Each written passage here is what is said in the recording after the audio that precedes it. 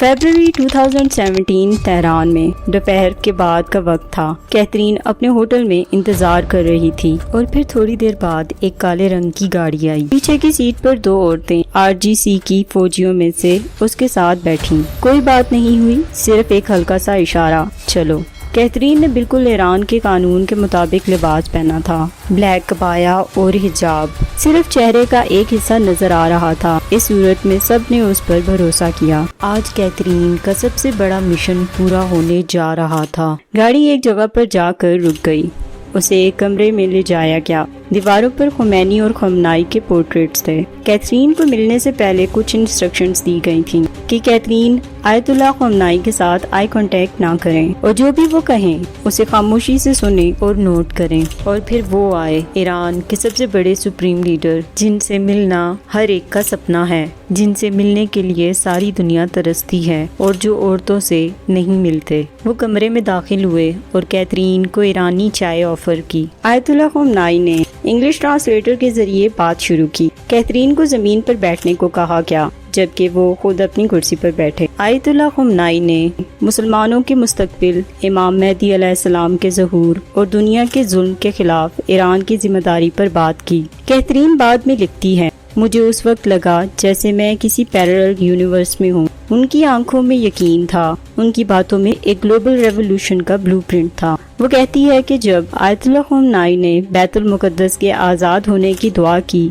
उस वक्त कमरे में एक सख्त रूहानी हालत थी। कैथरीन का कहना था, उस वक्त मैं अपने मिशन को भूल गई थी। मुझे समझ नहीं आया कि मैं एक स्पाई हूँ या मुतासिर इंसान। उस मोमेंट को तस्वर करना भी मुश्किल है जब एक यहूदी बैकग्राउंड रखने वाली औरत, जिसे ट्रेनिंग दी गई थी ताकि वो इस्लाम को अंदर से तोड़ सके, उस वक्त उसी इस्लाम की स्पिरिचुअल लीडर के सामने बैठी थी। कन्वर्सेशन पर्शियन में हो रही थी और इंटरप्रेटर के जरिए कैथरीन को हर लफ्ज़ समझाया जा रहा था। और दोस्तों, ये वो आखिरी तस्वीरें हैं ईरान के मरहूम सदर इब्राहिम रईसी की। वो एक इंटरव्यू देते हुए दिखाई दे रहे हैं, एक ऐसी औरत को जो पूरी तरह हिजाब और अबाया में ढकी हुई थी। उस वक्त ना उन्हें और ना ही किसी और को शक था। सबने समझा कि वो एक नेक परहेजगार मुसलमान है। वो औरत असल में एक यहूदी थी और उसने ईरान के सबसे ताकतवर लोगों के दरमियान घुसकर उनके राज जान लिए थे। लेकिन उसने सिर्फ रईसी का इंटरव्यू नहीं किया था, उसने तो ईरान के सुप्रीम लीडर आयतुल्लाह खमनाई के सामने बैठकर बात भी की थी। जो बातें उसने दीवारों के पीछे सुनी,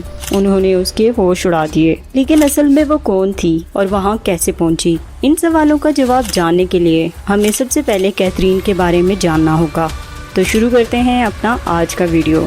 हेलो दोस्तों, आज हम बात करने वाले हैं कैथरीन पेरेज शक्तम के बारे में। कैथरीन पेरेज शक्तम एक जूइश फ्रेंच औरत थी जो मीडिया और पॉलिटिकल एनालिस्ट में काफी मशहूर रही। वो फ्रांस में पैदा हुई थी और उसका बैकग्राउंड यूरोपियन जूइश था। उसके वालिद एक होलोकॉस्ट सर्वाइवर थे, यानी वो उन लोगों में से थे जो हिटलर के दौरान नाजी कैंप से बच गए थे। उसकी नानी ने वर्ल्ड वॉर 2 में फ्रांस के रेजिस्टेंस मूवमेंट में हिस्सा लिया। एक लिबरल सेकुलर परिवार में पैदा होने के बावजूद कैथरीन ने जिंदगी में कई मर्तबा अपनी पहचान, मजहब और आइडियोलॉजी को बदला, और वो भी हर दफा एक नए मिशन के लिए। एजुकेशन के लिहाज से देखा जाए तो उसने यूनिवर्सिटी ऑफ लंदन से साइकोलॉजी में ग्रेजुएशन की और फिर फाइनेंस में कम्युनिकेशन में मास्टर किया। फिर उसका रिश्ता यमन के एक सुन्नी मुस्लिम मर्द से हुआ, जहाँ से उसकी जर्नी का नया मोड़ शुरू हुआ। उसने इस्लाम कबूल किया, पहले सुन्नी बनी और फिर बाद में शिया। लेकिन उस कन्वर्जन के पीछे सिर्फ अकीदा नहीं था, एक हिडन एजेंडा छुपा था। वो एक ज़ायनिस्ट थी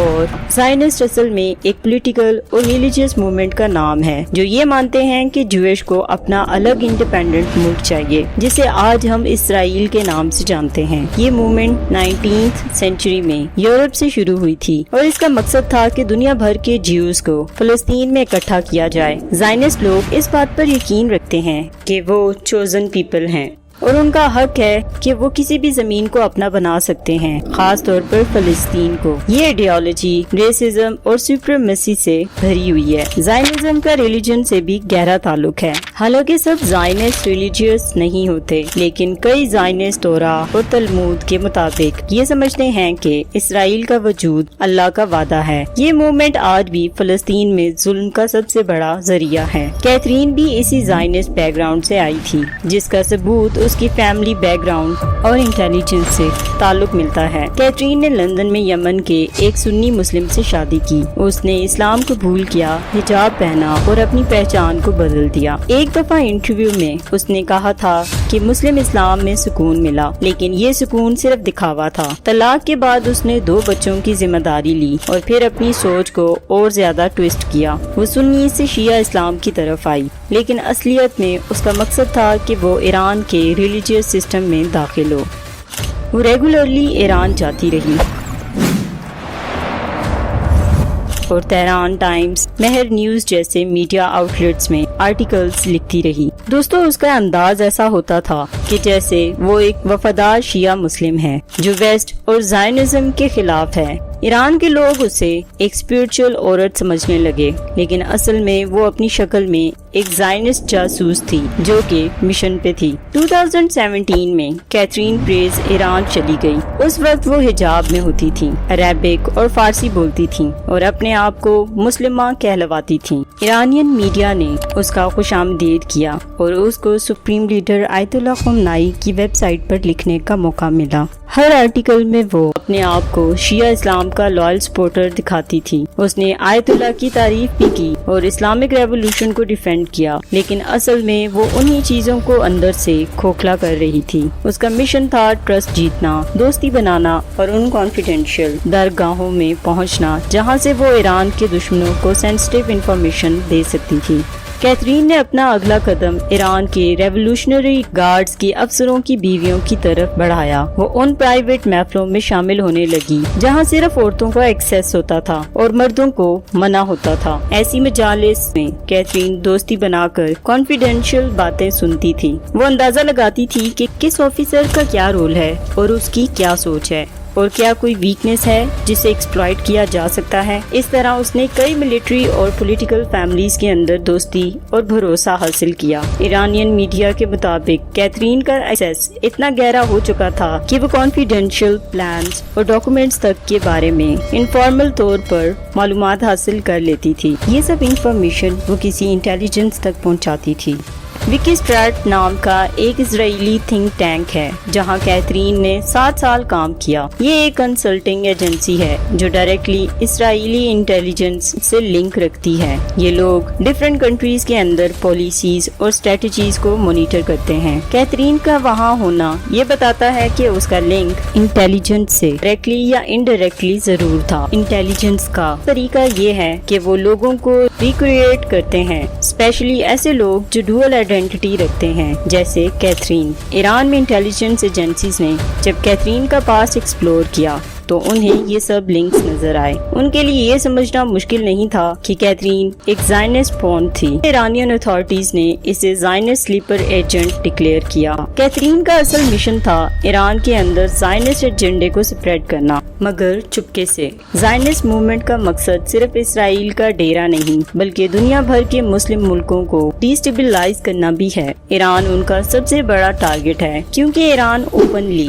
زائنزم کے خلاف ہے۔ کیترین نے یہی ایم لے کر ایران میں انٹری کی، ایک آئیڈیل شیعہ مسلم بن کر، تاکہ لوگوں کا بھروسہ جیت سکے۔ دوستو، متا کیا ہے؟ متا یعنی ٹیمپریری نکاح ہے جو ایک مقرر وقت، مقرر مہر اور مرد اور عورت کی رضامندی سے ہوتا ہے۔ یہ نکاح ایک لمیٹڈ مدت کے لیے ہوتا ہے، جیسے 1 دن، 1 ہفتہ یا 1 مہینہ، اور ٹائم پورا ہونے کے بعد خود بخود ختم ہو جاتا ہے۔ شیعہ عقیدے کے مطابق متا بالکل جائز ہے اور یہ قرآن اور نبی صلی اللہ علیہ وآلہ وسلم کے دور میں الاؤڈ تھا۔ قرآن کی سورہ نساء آیت نمبر 424 کا ٹرانسلیشن ہے، جن عورتوں سے تم متا کرو ان کا مقرر مہر ادا کرو۔ اور دوستو، شیعہ اسلام میں متا کی یہی سب سے بڑی دلیل ہے۔ دوستو، ایران جو کہ شیعہ ملک ہے، وہاں متا بالکل لیگل ہے۔ یہ نکاح صرف زبانی اقرار سے بھی ہو سکتا ہے اور ایران میں اس کو صحیح کے نام سے جانا جاتا ہے۔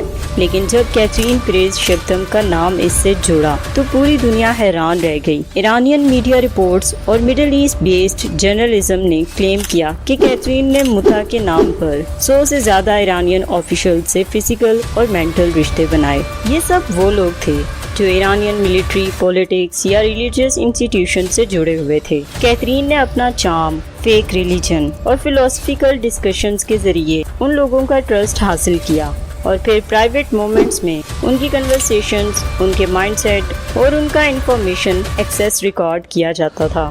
ہر مدعا صرف ایک رشتہ نہیں بلکہ ایک سائیکولوجیکلی ٹریپ تھا۔ یہ اسکینڈل ایران کے لیے صرف مورل ڈیمیج نہیں بلکہ ایک سیکیورٹی ڈیزاسٹر ثابت ہوا۔ کئی ایرانین انٹیلیجنس لیکس نے ان انکاؤنٹرز کا ذکر کیا۔ وہ لوگ جو سمجھتے تھے کہ وہ ایک وفادار عورت کے ساتھ رشتے میں ہیں، اصل میں زائنسٹ نیٹ میں الجھ گئے تھے۔ کیتھرین نے صرف ان کا ٹرسٹ نہیں جیتا بلکہ ان کی زندگیوں کا سائیکولوجیکل پروفائل بھی تیار کیا۔ ان رشتوں کے ذریعے ایران کے انٹرنل ویکنس سمجھنے کی کوشش کی۔ اسی ٹائم ڈیوریشن کے دوران ایران کے اندر ایک عجیب پیٹرن دیکھا گیا اور یہ پیٹرن صرف ایک شخص کے گرد گھومتا تھا، کیتھرین پریز شکتم۔ ہر جگہ جہاں وہ جاتی تھی کچھ عرصے بعد یا تو کوئی ایرانین سائنٹسٹ قتل ہوتا یا پھر کسی ہائی رینکنگ آرمی آفیسر کا مسٹیریس طریقے سے اینڈ ہو جاتا۔ لوگوں نے شروع میں اسے صرف اتفاق سمجھا، لیکن جب یہ سلسلہ بڑھتا گیا تو شک حد سے زیادہ بڑھنے لگا۔ یہ سب زائنسٹ پلے بک کا حصہ تھا۔ جب کیتھرین کا اصل چہرہ سب کے سامنے آیا تو ایران میں ایک شاک ویو دوڑ گئی۔ آیت اللہ کی آفیشیل ویب سائٹ پر لکھنے والی شیعہ ریولوشن کی ڈیفینڈر بننے والی عورت ایک زائنسٹ نکلی۔ اس خبر نے صرف ایران کو نہیں بلکہ پورے مسلم ورلڈ کو جھٹکا دیا۔ ایران کے میڈیا نے پہلے تو سائلنس اختیار کی، لیکن پھر جب سوشل میڈیا پر لیکس اور زائنسٹ ویب سائٹ سے آرٹیکلز آئے تو تہران نے بھی مان لیا کہ ان کا سسٹم بریچ ہو گیا تھا۔ یہ بریچ صرف ایک آرٹیکل یا ایک مدعا کا نہیں تھا، یہ بریچ تھا ٹرسٹ کا، آئیڈیالوجی کا اور آئیڈینٹی کا۔ کیتھرین نے ہر لیئر کو کراس کیا، شیعہ مذہب کا لباس پہنا، حجاب لگایا، دعاؤں میں روئی اور پھر انہی لوگوں کے سیکریٹس زائنسٹ ایجنسیز کو دیے۔ جب کیتھرین کا اسپونیج مشن پورا ہوا تو زائنسٹ میڈیا پلیٹ فارمز جسے ٹائمز آف اسرائیل نے اسے ایک آپریشن سکسیس کے طور پر پروموٹ کیا۔ کیتھرین نے بھی اپنے بلاگ میں کنفیس کیا کہ وہ مسلم کبھی نہیں تھی، اس کا مقصد صرف اور صرف ایران کو اندر سے توڑنا تھا۔ اس کنفیشن کے بعد ایران نے ان کے خلاف ریڈ نوٹس جاری کیا، لیکن کیتھرین یورپ میں چھپ گئی۔ اب اس کا نام ہر اس ڈسکشن میں آتا ہے جہاں ایران کے سسٹم میں بریچز کا ذکر ہوتا ہے۔ جون 2025 میں جب ایک پریسائز اسرائیلی ڈرون اور میزائل اسٹرائک میں کئی ایرانین کمانڈرز اور نیوکلیئر سائنٹسٹ شہید ہوئے تو کچھ رپورٹس نے ڈائریکٹ اشارہ کیا کہ یہ پلان کیتھرین کے ذریعے ہی ایکسپوز ہوا۔ ایک عورت جو پہلے اسلام لائی، پھر ایران کے میڈیا کا حصہ بنی اور پھر اچانک زائنسٹ لابی کے ساتھ دوبارہ جڑ گئی۔ کیا یہ سب صرف ایک پرسنل ٹرانسفارمیشن تھا یا پھر پہلے سے طے شدہ ایک گیم پلان؟ جب اس نے اپنے آرٹیکل میں خود یہ لکھا تو پھر شک کی گنجائش نہیں بچی۔ اس کا کام ایران کی روح میں ایک ڈیجیٹل وائرس جیسا تھا، سائلنٹ، ہڈن لیکن تباہ کن۔ آج جب ایران کی فضاؤں میں انسرٹینٹی ہے، لوگ اس بات سے گھبرا رہے ہیں کہ کیا کوئی کیتھرین ان کی زمین پر پھر سے قدم نہ رکھ چکی ہو۔ کیا وہ صرف ایک تھی یا اس جیسے اور بھی لوگ سسٹم کے اندر گھسائے جا چکے ہیں؟ یہ کہانی صرف ایک سپائی کی نہیں بلکہ ایک پوری قوم کے ٹرسٹ، سسٹم اور لیڈرشپ کے اندر اٹیک ہونے کی کہانی ہے۔